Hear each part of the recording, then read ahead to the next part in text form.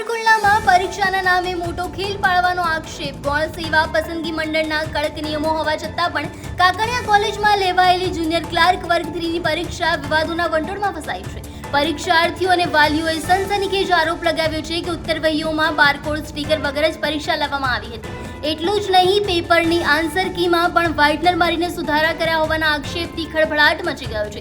નિયમો અનુસાર barcode stickers અનિવાર્ય હોવા છતાં વ્હાઇટનરનો ઉપયોગ કરીને નામ ભૂસવાની પ્રક્રિયા થતાં પરીક્ષાર્થીઓમાં અન્યની લાગણી જન્મી છે.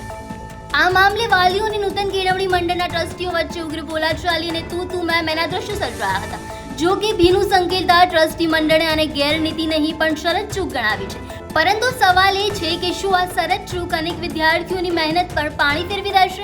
અહીંયા એક્ઝામ દેવા આવેલું છું. આજે જુનિયર ક્લાર્કની એક્ઝામ છે. તો અહીંયા જે સાવરકુંડલામાં વીડી ખેલાણી કોલેજમાં અહીંયા બહાર એમણે લોકોએ બોર્ડ પર જે વિદ્યાર્થીઓનું લિસ્ટ લખેલું છે કે કેટલા કેન્ડિડેટ આવવાના છે. એમાં એમણે 101 થી લઈને 124 જણા આપેલા છે. એટલે 224 જણા, મીન્સ કે ટોટલ 124 જણા થયા છે. અને એમની જ વેબસાઇટ ઉપરથી મેં ક્વોલિફાઈડ કેન્ડિડેટનું લિસ્ટ ડાઉનલોડ કરેલું છે. એમાં ફક્ત 97 જણા જ છે. તો 27 જણા વૈધા ક્યાંથી? મારો પ્રશ્ન એ છે. બીજો શું પ્રશ્ન? બારકોડનો એવું કઈ? બારકોડનો એ સાંભળ્યું છે, એ મને ખબર નથી સવારની, કે સવારે જે એક્ઝામ હતી ત્યાં વ્હાઇટનરનો યુઝ કર્યો છે. વ્હાઇટનરનો યુઝ એકેય ગવર્મેન્ટ એક્ઝામમાં કોઈ નથી કરવા દેતું. તમે કરો તો પણ તમે ડિસ્ક્વોલિફાઈડ થાવ છો. એટલે એમાં સમજાતું નથી શું હોય.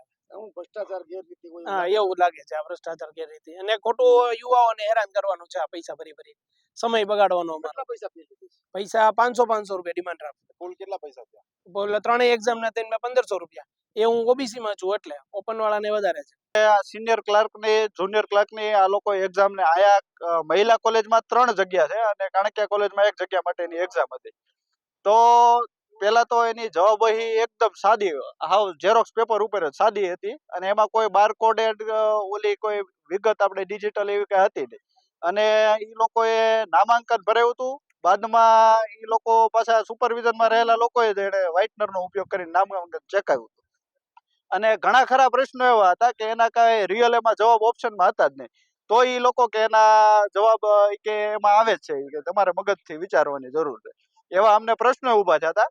અને આજે એક્ઝામ છે અને કાલે રવિવારે પણ એક્ઝામ છે. તો રવિવારે પાછી ગુજરાત સરકારની જુદી જુદી ઘણી એક્ઝામો છે અને કેન્દ્ર સરકારની છે. તો આમાં કેન્ડિડેટોએ 3-4 એક્ઝામમાં જુદી જુદી રીતે એપ્લાય કર્યું હોય તો આ એક્ઝામમાં સંકલન વાળાને તો એ વિચાર કરવો પડે ને કે કેન્ડિડેટોને કે બધે તો એક સાથે, હવે એકનું સેન્ટર આવ્યું હોય ગાંધીનગર આવ્યું તો બીજાનું ભાવનગર આવ્યું તો એકનું સાવરકુંડલા, કે એક દિવસમાં 4 જગ્યાએ તો એક્ઝામ દેવા કોઈ કેન્ડિડેટ પોગી તો શકે એવું શક્ય નથી. તમારું શું કેવું આમાં શું થયું હોય? આમાં 100% વહીવટથી જ આ બધું પૈસાના લાખો રૂપિયાના ભ્રષ્ટાચાર સાથે આમાં વહીવટી કોઈ નક્કી કરેલા જ હશે ઉમેદવાર, એ ફાઇનલ જ છે. આ તો બધે ખાલી અટાણે બધા ઉમેદવારોને દોડાવે છે કાળા તડકાના. બાકી તો બીજું તો આમાં મને તો કોઈ વસ્તુ લાગતી. બારકોડેડ સ્ટીકર વાળી આખી હોવી જોઈએ એની OMR શીટ. તો આ OMR શીટ ખાલી આ સ્થાનિક પ્રિન્ટરમાં જ ઝેરોક્સ કરીને સાદે એમનું આપી દીધી. અને પ્રશ્ન પેપરનું બંચ આવે એમાં સ્ટુડન્ટોની સાક્ષીની સહી લેવાની આવે. તો એ કાંઈ સહી બહી લીધા વગરનું ડાયરેક્ટ ખોલીને સુપરવાઇઝર હોય ડાયરેક્ટ જ ફાળવી દીધા સ્ટુડન્ટો. આજે સાવરકુંડલા કાણકિયા કોલેજમાં સવારે જુનિયર ક્લાર્કની વર્ગ 3ની પરીક્ષા હતી. એ પરીક્ષાની અંદર ગૌણ સેવા પસંદગી મંડળે પેપર કાઢ્યા. આજે એ પરીક્ષાના પેપરની અંદર આ લોકોને સ્ટીકર મારેલા હોય છે, બારકોડ સ્ટીકર, એ સ્ટીકર નહોતા ને જે ઉમેદવારોના નામ લખાવ્યા હતા અને ઉમેદવારોની અટક અને સીટ નંબર લખાવ્યા એની ઉપર વ્હાઇટર મરાવરાવ્યા. પાછા અમુકમાં સફેદ પટ્ટી મરાવી એમાં નામ દેખાતા હતા. બરાબર, નો એના ઓલા થંપ નહોતા લીધા વિદ્યાર્થીઓના, ઉમેદવારોના. બરાબર. અને આ પરીક્ષામાં જે ગેરરીતિ થઈ છે ગામમાં, મને એવું જાણવા મળ્યું છે કે એક દીકરીનું નામ ફાઇનલ છે. બરાબર, એ લોકો એવું કહેવા માગે છે. એટલે ગેરરીતિ છે. કોઈને ટ્રસ્ટીઓ હારે મેં વાત કરી, ટ્રસ્ટીઓ થોથરાતા હતા વાત કરવામાં. ટ્રસ્ટીઓ પછી ફોન બંધ કરી દીધા. છેલ્લે મને એવું કીધું કે હું તમારી યારે સાંજે વાત કરીશ. પછી મારી યારે કોઈ વાત નથી કરી. આ પરીક્ષામાં ગેરરીતિ થઈ છે. પરીક્ષા ફરીવાર લેવાવી જોવે. ઉમેદવારોને પૈસા પાછા મળવા જોવે. CCTV કેમેરા જોવે. મને શરમ આવે છે. હું ભારતીય જનતા પાર્ટીનો કોર્પોરેટર છું અને આ મારે સરકારને મારે વિનંતી કરું છું કે આવા ગેરરીતિ કરવા વાળાને જેલના સળિયામાં નાખો. હું ભારતીય જનતા પાર્ટીનો કોર્પોરેટર ચૂંટાયેલો કોર્પોરેટર છું. જો આ લોકો ગેરરીતિ કરતા હોય એની તપાસ થવી જોઈએ અને એને જેલની અંદર નાખો. અને જે વિદ્યાર્થીઓ જે ઉમેદવારો હાચા છે એને મેરિટ પ્રમાણે એને નોકરી મળવી જોઈએ. બરાબર.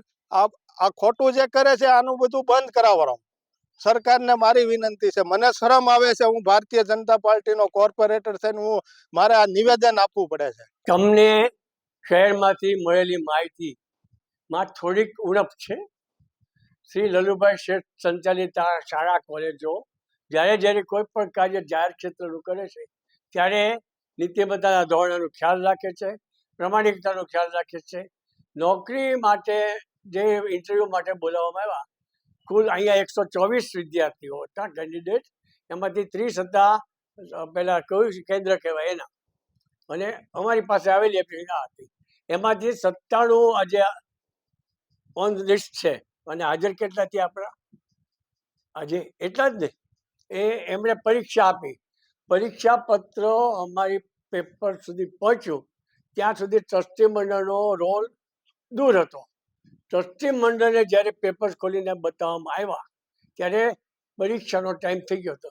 10:50 બે સેન્ટર ઉપર પ્રશ્નપત્રોની સીલબંધ ફાઇલ પહોંચાડી દેવામાં આવી હતી.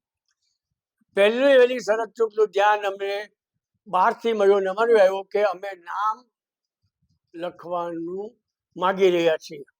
આ શરત ચૂક થઈ ગઈ. પણ જો પરીક્ષાનો સમય સરકારશ્રીને જાહેર કર્યા પ્રમાણે અમે ન લઈએ તો આ પરીક્ષા રદ થાય. 300 જેટલા વિદ્યાર્થીઓ પરીક્ષા દેવા આવ્યો હોય, કોઈ દૂરથી આવ્યો હોય, કોઈ નજીકથી, એવરેજ 1000 રૂપિયાનો એમના ખર્ચ ગણો તો એ કેટલું બધું થાય. એટલે અમે પરીક્ષા શરૂ રાખી. પછી જેવું અમને ધ્યાન આવ્યું એવો અમે પ્રયત્ન કર્યો કે ઇરેઝર મારીએ. એ અમારી શરત ચૂક સુધારવાનો આશય હતો, એમાં કશું છુપાવાની વાત નહોતી. વળી ગામમાંથી તમારી પાસે એક એવો આક્ષેપ આવ્યો છે કે એક દીકરીને રાખી લેવાનું ફિક્સ છે. જો એ હોય એવું કોઈ અમે વિચારી રાખ્યું હોય, અમે કાંઈ કર્યું હોય તો ટ્રસ્ટી મંડળમાંથી મુકુંદભાઈ નાગરેચા બીજે દિવસે ખસી જશે.